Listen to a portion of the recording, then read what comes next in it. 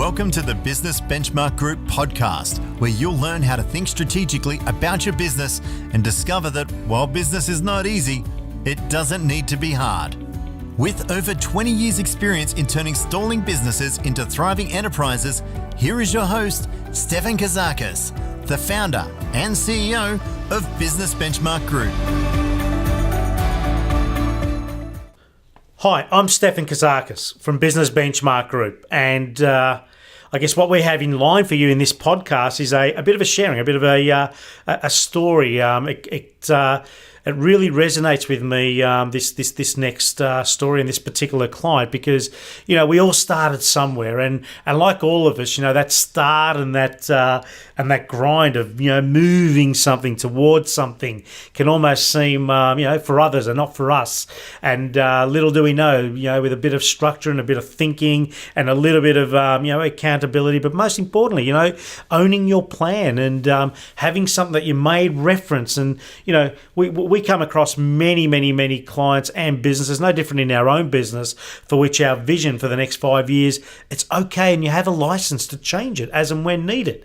And no different in this business, and what we're sharing with Bek McMillan, who's the owner and founder of Gourmet Living, an unbelievable sort of foodie type business that was really focused on some pretty high end and unique Australian made products in the food industry. Became a little bit of a cult. It became a cult destination for many in the eastern suburbs, and on the back of her journey in the very early ages of late 20s, when she was in our environment, she went on to grow what became a really cool business. So much so that she was a Telstra Woman in Business under 30 finalist, which was just way beyond her wildest dreams. And just really listen out to the learnings and the progress that she made, because she took ownership and she believed, and her journey, no more in her business, but very much so in alignment with her journey at Board of Directors 12, just kept on going up and up. And not to say we didn't have issues and or choke points or obstacles, and I'm yet to meet a business that doesn't. It was just how she dealt with them, how she took her business in increasing the revenue, ultimately better time management systems, better accountabilities, better understanding of what her ideal target market, and most importantly, how she went from, in her business at Gourmet Living, from $26 to $49 within the space of, a very limited amount of time, and let her share the story, not me, in terms of her average dollar sale. That's almost a complete double up in a very limited time, and just a phenomenal story. And a Board of Directors 12 alumni, and a phenomenal human being. Bek McMillan, Gourmet Living, enjoy. I think we're in for a bit of a treat in terms of, what could actually happen in terms of a 12-month period if you just get a little, aligned with what it is that you need to do. Let go of, where you've come from, and potentially a bruising of a confidence, a hamstring of a momentum, and get back on your game because you're good at it, and get on with what you're really good at, and you just watch what happens. So, not dissimilar to what I was saying before, if you lose the passion, but if you totally forget about purpose, then you're on a road to nowhere. Does that make sense? So you've got to have passion and you've got to have purpose. They're very key ingredients to ongoing long-term success, particularly if you're in the game of eventually building team and ultimately, leading, because in business, you're either leading or you are managing, and they're two very different functions. So we've got Bek from Gourmet Living here today as our, champion in business interview, and on theme regarding vision versus execution. Bek is a qualified chef with over 10 years experience. She's gained heaps of knowledge and experience from working with various Australian and international, champions in that space. And she also has worked a considerable amount of time with her husband, Dallas, who also runs and are partners in the business called The Living Room, which is a local eatery and a very good one at that. Bek turning her focus to local produce and supporting local Australian farmers and producers led Bek to create, there's a vision, And open. There's some I guess, brave activity. A business called Gourmet Living Fine Foods and Hampers in Templestowe. Bek's weekly cooking classes provide customers with quick and easy meals to produce at home using the products in store at Gourmet Living. Bek is a passionate foodie. Sounds a bit alternative, but so am I, and I'm not. So, who else is a passionate foodie in the room? I mean, who loves food? Who spends the whole of December and January just eating and then not eating anything for February and March just to get back into the suit you used to wear in November, right? That's me. I love that. And this girl is an awesome, I guess, cook, chef, whatever the thing is. Gourmet Living create high-end hampers packaged in elegant boxes which make perfect gifts to suit all occasions. With an exceptional array of Australian and international products in store, Gourmet Living holds weekly cooking evenings hosted by owner and chef Bek McMillan, and on occasions special guest chefs who showcase the ease and versatility of these products. So let me just give you a snapshot as to potentially why it was almost difficult not to have Bek here today. 12 months ago, you heard the story. We met her in January last year officially, right? Since that point, she's had an increase in revenue of 350% on the knocker. December alone was a $100,000 plus month, right? So you do the numbers. Those that are good at numbers, you'll start doing numbers here. Hamper sales have gone from average 10 a month to almost 200. And we're trending towards 400. Better client experience systems. In other words, the customer is not only a customer for today, but they must be a client for life. There is no thing worse, there is no excuse but to have a client that tries you today who is a shopper and they've done nothing more, nothing less than experienced whether you are the genuine deal, that come back and buy from you the second time. When a customer buys from you the second time, that is the point that they are a customer. You have delivered on your promise the first time, they were just shopping. The second time, they're a customer. Understand that one, guys. And the key to business is lifetime value. You need to know that number in your business. So, better clients experience systems, market share growth and expansion into other bolt-ons, such as cooking classes. This time last year, we weren't doing them. This year, we're booked out weeks and months in advance. We need to put second and third cooking classes on every time we're running them. That's how amazing the retention and new introduction of referrals has been for cooking classes and what Bek does. So much so that we're also expanding into major events around the cooking experience, for which we're flying international stars in the cooking space to come and teach us how to do amazing things. So database has grown 100% from to 1,500 plus. Average dollar sale in January 2014 was $26.03. In July, it was $49.26. In January 15, it's $61.39. You want to grow a business? You've got to know your numbers.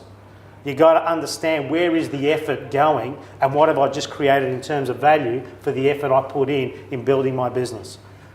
Don't worry about being busy. Let's hear this story. Bek McMillan. How do you feel? Yeah, good. Those numbers sound all right. They sound all right? No. Yeah, your bank account thinks so too. Okay. Do you remember when we met 12 months ago in January 2014?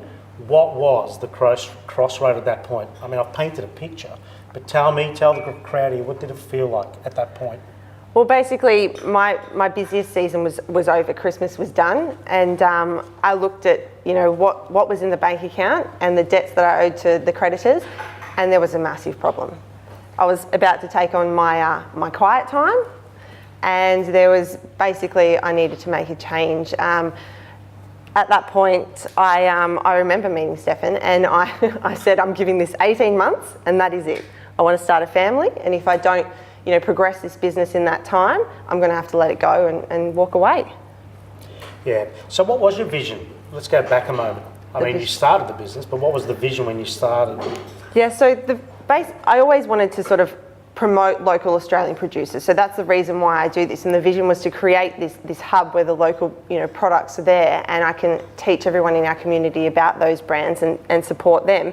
And I wanted this business to grow and for people to know about it and continue to come back. And And that was happening initially, and then obviously it stopped happening, and I got knocked down. Yeah. You got knocked down from what perspective though?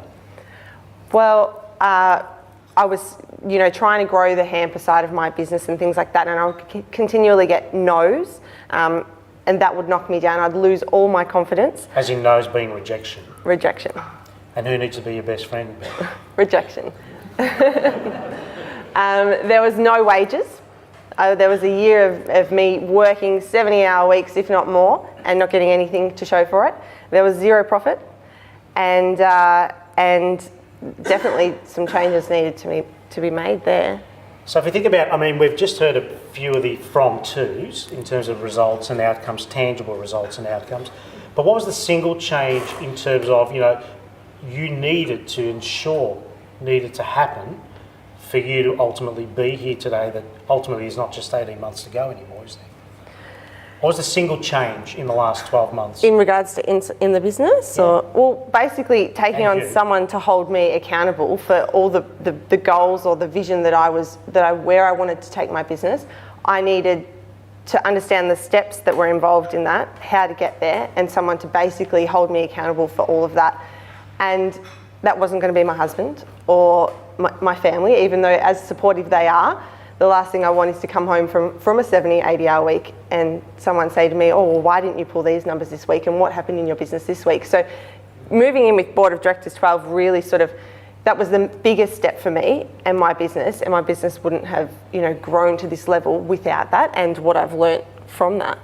And as much as that's a support mechanism and hang on, it's okay, keep on going.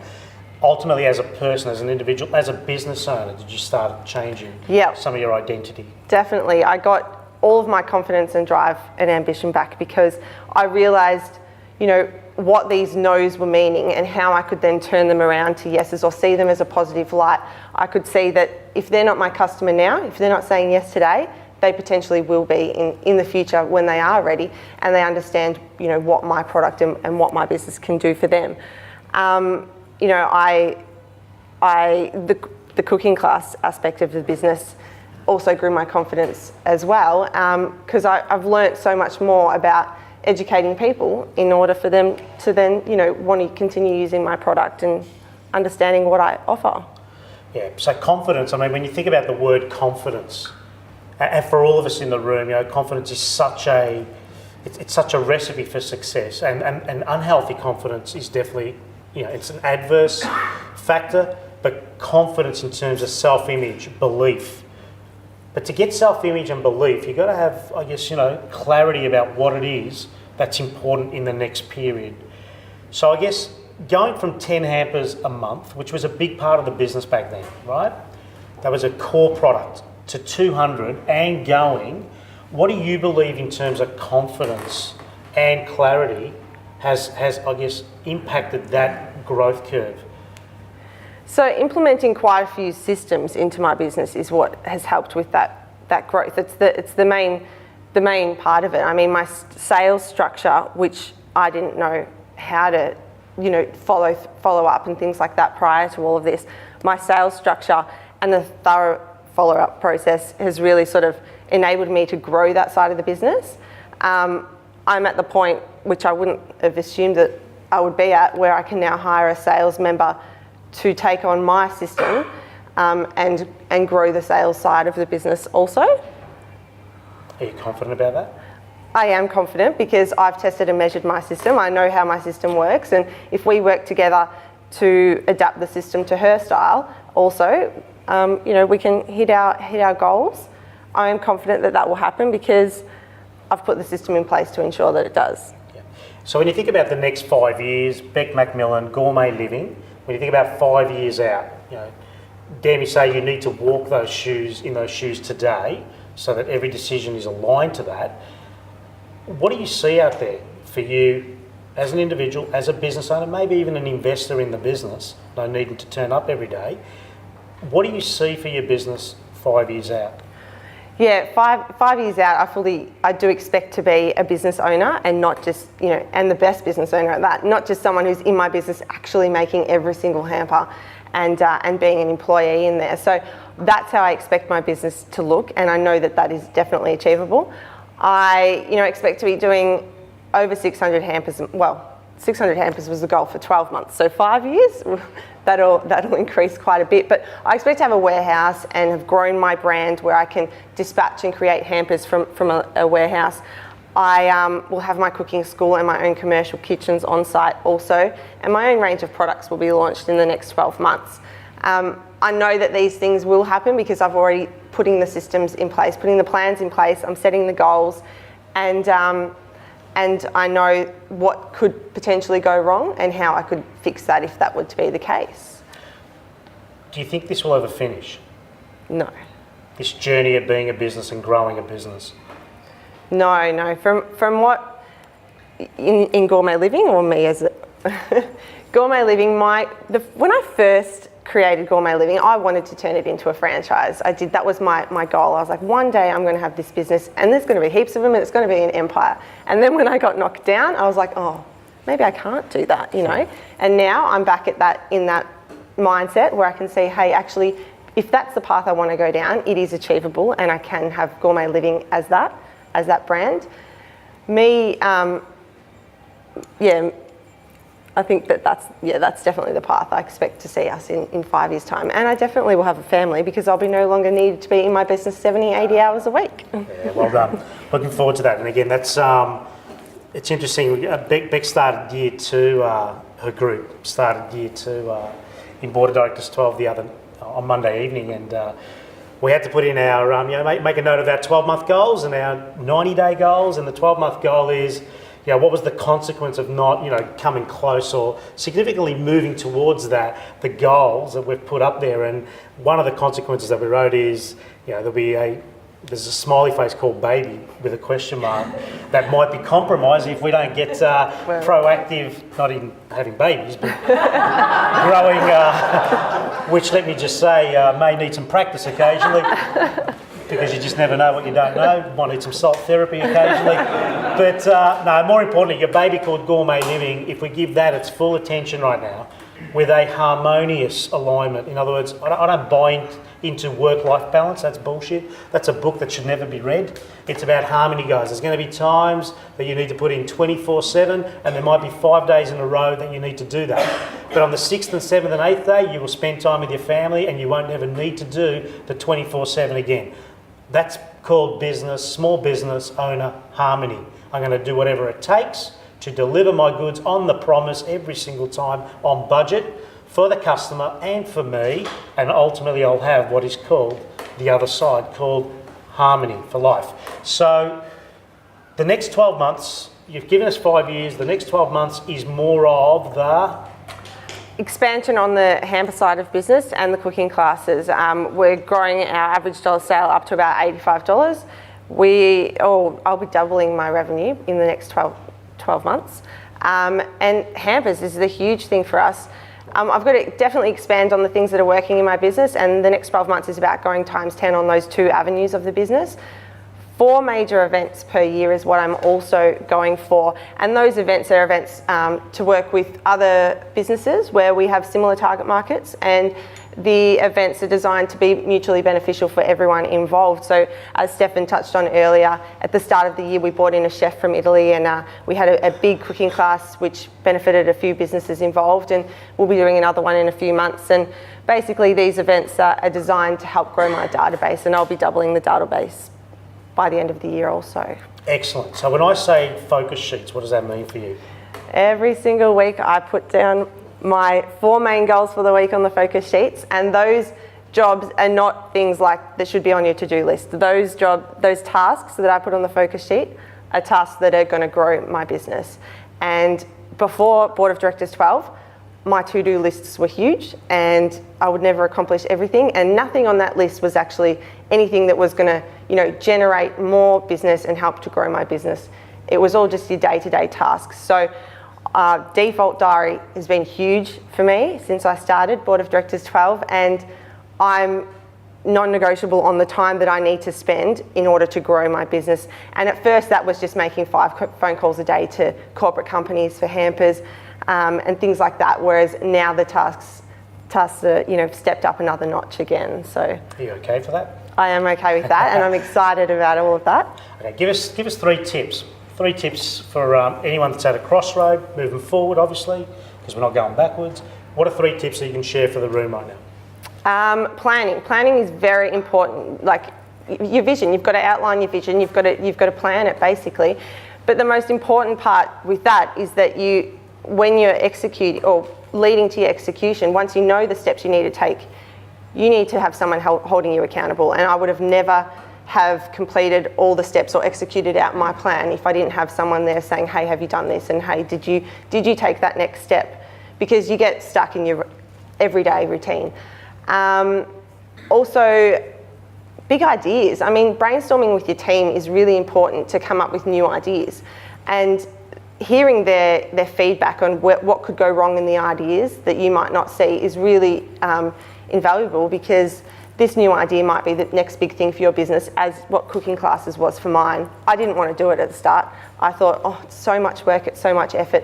When I sat down with Stefan, he said, hey, but look at this and look what it can do. And that one big idea has managed to change everything. It saved my cash flow, which was the huge thing. Seek advice as well. Like Board of Directors 12 has been huge for me. So your education, you need to continue learning about what you can do to help, to grow your business. So education is really important. Any questions? Jason?